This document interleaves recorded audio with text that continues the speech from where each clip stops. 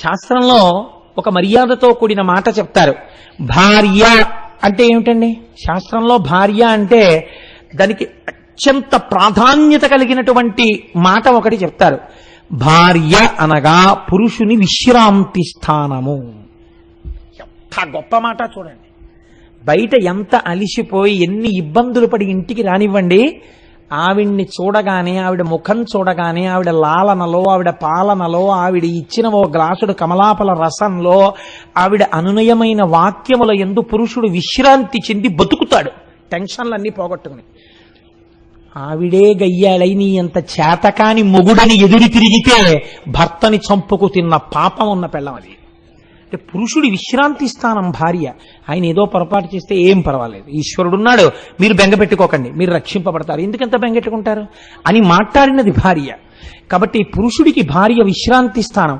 విశ్రాంతి స్థానం కనుక ఆయన మనసు గెలుచుకున్న స్థానం. భార్య అంటే పురుషుడి యొక్క అనురాగ స్థానం. ఆయన అనురాగం అంతా ఎక్కడుంటుందంటే ఆవిడ యందు మాత్రమే ఉంటుంది. నివర్తయ మనోమర్త స్వజనే క్రియతామ్మనః అంటుంది సీతమ్మ. అనురాగమన్నది మనసులోంచి ఉద్దుదము కాగానే భార్య జ్ఞాపకానికి రావాలి. అనురాగ స్థానము భార్య.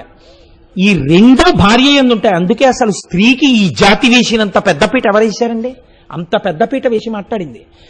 కాబట్టి అనురాగమును, పరమశివుడికి అనురాగం ఏమిటి? ఆయన మహానుభావుడు, గొప్ప జ్ఞాని. అటువంటి అనురాగాన్ని, ఆయన అనురాగాన్ని 4 చూరగొన్నాయిట. అందుకే శాస్త్రంలో అంటారు శివుడికి 4 భార్యలు ఉన్నారన్నారు. అదేమిటండి శివుడికి 4 భార్యలు ఏమిటన్నారు? ఆయన అనురాగాన్ని 4 చూరగొన్నారట. ఒకటి గౌరి ఒకతే, ఆకాశ గంగ ఒకతే, కాశీ ఒక్కతే, దక్షిణ కాశీ ఒకతే, 4 శంభునకు లోక నాయకునకు రాణి వాసంబులను రాగ రసము పేర్మి. రాగరసం చేత, అనురాగం చేత, ప్రేమ చేత, ఆయన యొక్క హృదయాన్ని చూరగొనడం చేత ఈ 4 భార్యాస్థానాన్ని పొందారట. ఎవరు? గౌరీ ఒక్కతే. ఆ అమ్మ పేరు చెప్పకపోతే ఇంకేమైనా ఉందా? ముందు గౌరీదేవి. మీరు విందురుగాని ఎదరా ఎందుకు అసలు గౌరీనామం వచ్చిందో, పెళ్లిళ్లలో గౌరీ తపస్సు ఎందుకు చేస్తారో చెప్తాను విందురుగాని. గౌరీ ఒక్కతే, ఆకాశ గంగ ఒకతే. పక్కన ప్రవహిస్తున్నటువంటి ఆ గంగ అంటే శంకరుడికి అంత ఇష్టంట. కాశీ ఒక్కతే, తన చేత నిర్మింపబడిన కాశీపట్టణం అంటే ఆయనకు అంత ఇష్టంట. అందుకే వ్యాసుణ్ణి శపించాడు. కాశీ ఒక్కతే, దక్షిణ కాశీ ఒకతే, దక్షారామం అంటే ఆయనకు అంత ఇష్టంట. మన అదృష్టం అండి, 1 అరగంట వెళ్ళిపోతే దక్షిణ కాశీ వెళ్ళిపోతాం. దక్షారామం అంటే ఆయనకు అంత ఇష్టంట. శ్రీనాథుడు చెప్పాడు మహానుభావుడు.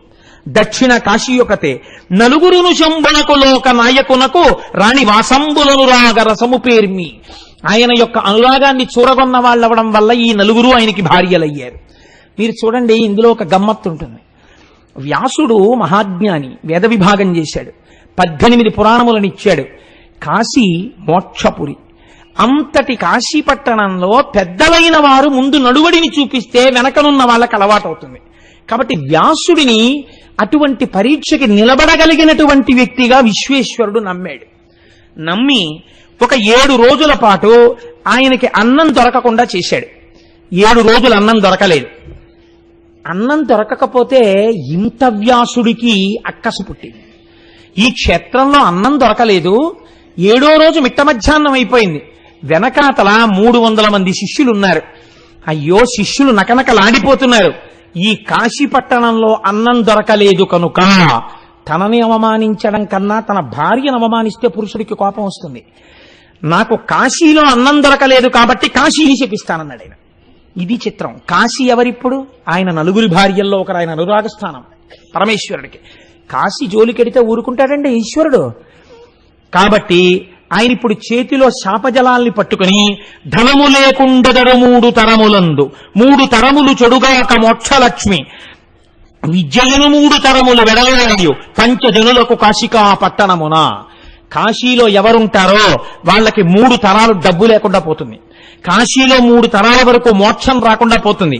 కాశీలో 3 తరాల వరకు విద్య లేకుండా పోతుంది. కాశీలో ఉన్న వాళ్ళకి, కాశీలో ఉన్న వాళ్ళు ఎవరైనా సరే ఇదే గతి పడుతుంది అన్నాడు. అప్పుడు ఏమవుతుంది? కాశీలో ఉన్న వాళ్ళందరూ వెళ్ళిపోతారు. కాశీ అంటే పండిత స్థానం అండి. అటువంటి కాశీ నిర్జనం అయిపోతుంది. ఇటువంటి శాపాన్ని ఇవ్వబోయాడు. చేతిలోకి నీళ్లు పట్టుకున్నాడు. పట్టుకునేటప్పటికీ గభాలన తలుపులు తెరుచుకున్నాయి ఒక ఇంటివి. అందులోంచి ఒక 50 సంవత్సరాల స్త్రీ పసుపచ్చటి ముఖంతో విజయవాడ కనకదుర్గం ఎలా ఉంటుందో అలా ఇంత బొట్టు పెట్టుకుని ఇలా చెయ్యెత్తేటప్పటికి చేతుల గాజులు కనకనలాడుతుండగా పారాణి పెట్టుకున్న పాదాలతో పసుపచ్చటి పట్టుచీర కట్టుకుని బయటికొచ్చి పక్కనే ఉన్నటువంటి వేరొక యవ్వనంలో ఉన్న చెలికెత్తె మీద భుజం మీద చెయ్యి వీసి ఒక్కతే పరపురుషుడితో మాట్లాడకూడదు కనుక ఆవిడంది నోరు తెరిచి, భిక్షలేదని ఇంత కోపింతురయ్యా, కాశికాపట్టణము మీద కానినేయ అంటే కన్యకు పుట్టినవాడు సత్యవతీదేవి కుమారుడు. కాశికాపట్టణము మీద కానికేయ, కారణజన్ముడివి నీకింత కోపమా అన్నం పుట్టలేదని, నీ మనశ్శుద్ధి తెలియంగ నీలకంఠుడు ఇంత చేసను కాక కూడేమి బ్రాతి.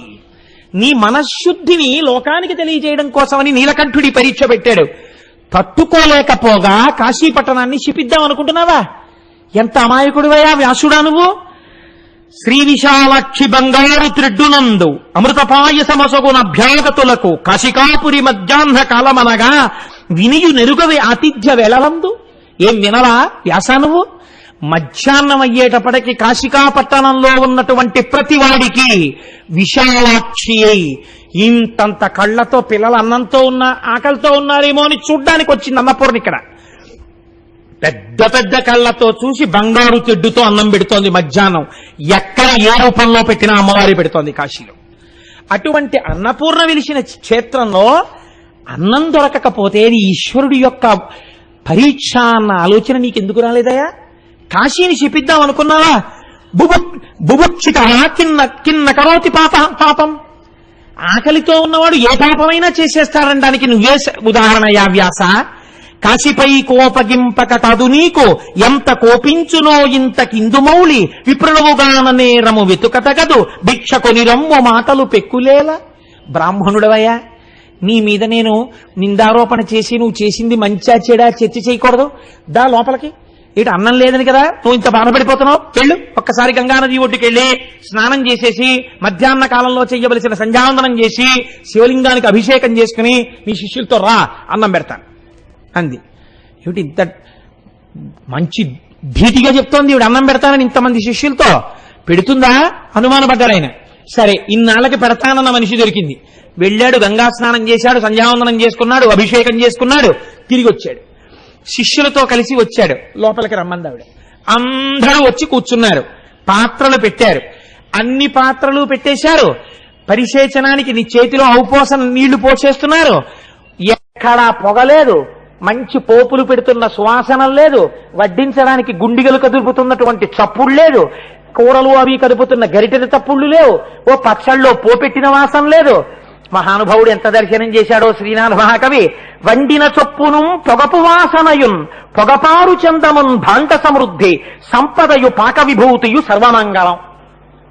ఏమిటయా? ఓ గిన్నెల చప్పుడు లేదు, ఓ పచ్చడికి పోపు వాసన లేదు, ఓ కూర వాసన లేదు.